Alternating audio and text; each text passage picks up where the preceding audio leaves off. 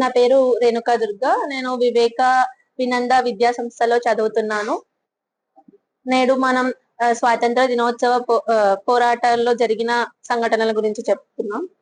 Next, స్వతంత్రం మనకి British వారి నుండి స్వాతంత్ర పౌరులు ఎన్నో ఉద్యమాలు ప్రొటెస్ట్లు చేయడం వల్ల మనకి స్వతంత్రం అనేది వచ్చింది. ఎంతో వీరనారులు వారి జీవితాలను త్యాగం చేసి మనకి స్వతంత్రాన్ని అనేది అందించారు.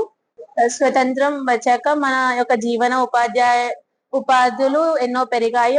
మనం స్వతంత్రంగా స్వేచ్ఛగా మనము నేడు ఈ దేశంలో బతుకుతున్నాము. మన విద్య కానీ ఉపాధి కానీ మనం బ్రతుకు తీరు గాని ఒకరి కింద పని చేయకుండా మనం స్వేచ్ఛగా బతుకుతున్నాము. మనకి ఎన్నో హక్కులు లభించాయి స్వతంత్రం వచ్చాక. రైట్ టు లైఫ్ అనేది ఎన్నో చట్టాలు వాళ్ళు అమలు పరిచారు. ప్రభుత్వం ఎలా ఏర్పడాలి, ప్రభుత్వంచే మనం ప్రజలు ఎలా పరిపాలించబడాలి అనేది మనకి రాజ్యాంగం ద్వారా తెలిసింది. ఒకరిని ఒకరు రెస్పెక్ట్ తో డిగ్నిటీతో ఎలా బ్రతకాలి అనేది మనకి చెప్పారు. నా పేరు ధరణి అండి. సో మనకి స్వతంత్రం అనేది మన ఇండియాకి ఆగస్టు 15, 1947లో వచ్చింది. సో ఈ స్వతంత్రం వచ్చింది అంటే ఈ రోజు అందరూ ప్రతి ఒక్క భారతీయుడు ఇంత హ్యాపీగా ఉన్నాము అంటే because of this independence day only. August 15, 1947 ఇది మనకి ఇండిపెండెన్స్ డే రోజు. కానీ ఇది మనకి ఈజీగా రాలేదండి. చాలా స్వతంత్ర యోధులు కష్టపడ్డారు.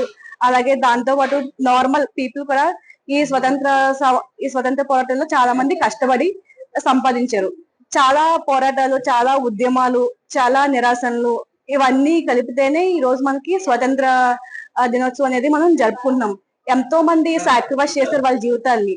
అది అమ్మాయిలు అవ్వచ్చు, అబ్బాయిలు అవ్వచ్చు, ప్రతి ఒక్క ఇండియన్ కూడా ఇందులో పార్టిసిపేట్ చేస్తేనే ఈ రోజు మనకి ఈ స్వతంత్ర దినోత్సవం అనేది వచ్చింది. సో ఈ స్వతంత్ర దినోత్సవం రావడం వల్ల ప్రతి ఒక్క భారతీయుడు కూడా ఈ రోజు ఇంత హ్యాపీగా ఉన్నారు. సో ఈ రోజుకి కానీ మనం స్టిల్ ఈ రోజు కానీ మన స్వతంత్రం రాకపోయి ఉంటే సో ఈ రోజు కూడా ప్రతి ఒక్క భారతీయుడు కూడా ఇంకా చాలా బాధలు అనేది ఫేస్ చేయవలసి వచ్చేది.